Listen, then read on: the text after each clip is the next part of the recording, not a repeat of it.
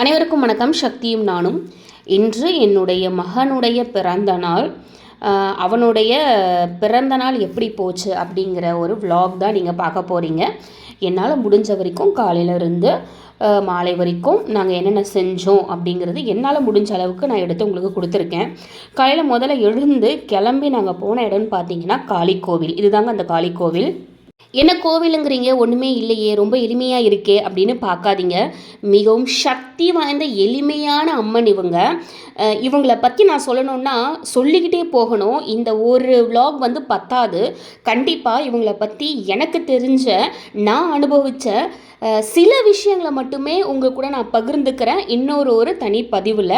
ஏன்னா அதற்கே ரொம்ப நேரம் ஆகுங்க. அதனால தான் இந்த பதிவில் நான் வந்து அவங்கள பற்றி எதுவும் நான் சொல்லலை. இப்படிலாம் கூட நடக்குமா உண்மையாகவே அப்படின்னு நாம் ஆச்சரியப்படுற அளவுக்கு என் வாழ்க்கையிலேயே நிறைய விஷயங்களை இந்த காளியம்மன் வந்து செஞ்சுருக்காங்க.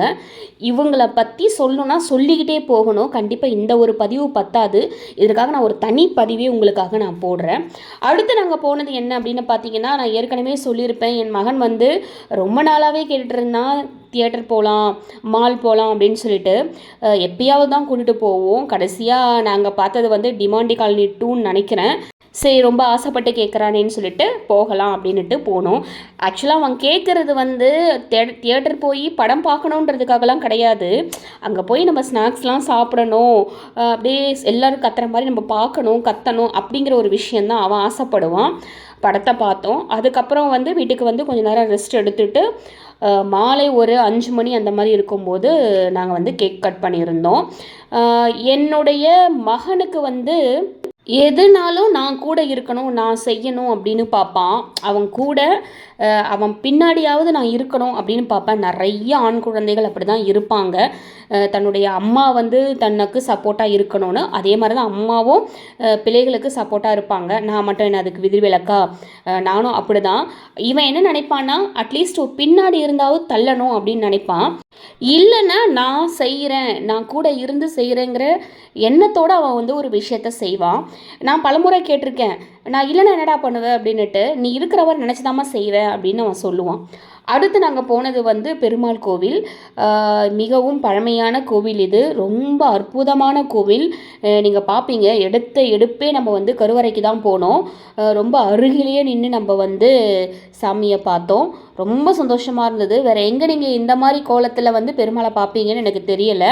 அற்புதமான தரிசனம், ரொம்ப அழகாக இருந்தார். அதுக்கப்புறம் வந்து 12 ஆழ்வார்களையும் அழகாக அமைச்சிருந்தாங்க. பார்க்குறதுக்கு அற்புதமாக இருந்தாங்க. அவங்கள தான் நீங்கள் பார்க்குறீங்க. அடுத்து பார்த்தீங்கன்னா வரதராஜ பெருமாள் சந்நிதி இருந்துச்சு. அடுத்து கருடாழ்வார், பெரிய திருவடி அப்படின்னு சொல்லுவாங்க. எப்படி வந்து சிவபெருமானை பார்க்குறதுக்கு நந்தீஸ்வரர் வந்து நமக்கு அருள் புரியணுமோ அதே மாதிரி தான் பெருமாளை பார்க்கணுன்னா கருடாழ்வார் வந்து நமக்கு வழிவகுக்கணும். அவர் வந்து கொடுத்தால் மட்டுமே நம்மளால் வந்து பார்க்க முடியும் அப்படின்னு சொல்லுவாங்க. அதற்கேற்ற மாதிரி நேர் எதிர்க்க தான் இவர் அமர்ந்திருக்காரு. சுவாமிக்கு தீபம் காமிக்கும் போது கூட எல்லாரையும் நகர சொல்லி அவரை பார்த்து தான் இவங்களுக்கு காமிக்கிறாங்க. அடுத்து இது என்ன அப்படின்னு பார்த்தீங்கன்னா, ராமபிரானுடைய பாதமாகவே இது கருதப்படுது. இதில் அனைவரும் வந்து கை தலையை வைத்து வணங்குறாங்க. என்னுடைய திருமணமான புதுசில் வந்து இந்த கோவிலுக்கு நான் வந்திருந்தேன். அப்போ வந்து இந்த பாதத்தை அமைச்சிருந்தாங்க. பார்க்குறதுக்கு அவ்வளவு பளபளப்பாக இருந்துச்சு. இப்போ அந்தளவுக்கு பளபளப்பு இல்லை. அதான் என் மகன்கிட்ட சொல்லிகிட்டு இருந்தேன், டேய் நான் முதல் வரும்பொழுது இது அப்படியே பளபளன்னு இருந்துச்சுடா, அந்த வெளிச்சமும் அவ்வளோ அழகாக இருக்கும், இப்போ அந்த மாதிரி இல்லைடா அப்படின்னு நான் சொல்லிகிட்டு இருந்தேன். அடுத்து சிறிய திருவடின்னு நமக்கே தெரியும். அனுமனை வந்து சிறிய திருவடி அப்படின்னு சொல்லுவோம். என் பிள்ளைக்கு அனுமன் ரொம்ப பிடிக்குமே, விழுந்து கும்பிட்டுட்டு இருந்தார். அதுக்கப்புறம் இதுதான் வந்து கொடிமரம். ரொம்ப அழகான கோவில், எந்த ஒரு சத்தமும் இல்லாமல் அமைதியாக இருந்தது. இங்கே பார்த்தீங்கன்னா ஹயக்ரீவர் இருந்தார். வியாழக்கிழமைகளில் அவருக்கு தனியாகவே பூஜை செய்யப்படுது அப்படின்னு சொல்லப்படுது. அடுத்து வந்து நம்ம வந்து ஆண்டாள் அம்மா இருந்தாங்க. அடுத்து பார்த்தீங்கன்னா சக்கரத்தாழ்வார், இவர் தான் சக்கரத்தாழ்வார். அடுத்து ஆண்டாளுக்கு தனி ஒரு சந்நிதியும் இருக்குது. இந்த நேர எதிர்க்க வந்து கோவிலுக்கு வரும்போது பார்க்கும்போது இப்படி தான் இருக்குது. அது ரொம்ப அழகாக இருக்குது பார்க்குறதுக்கு.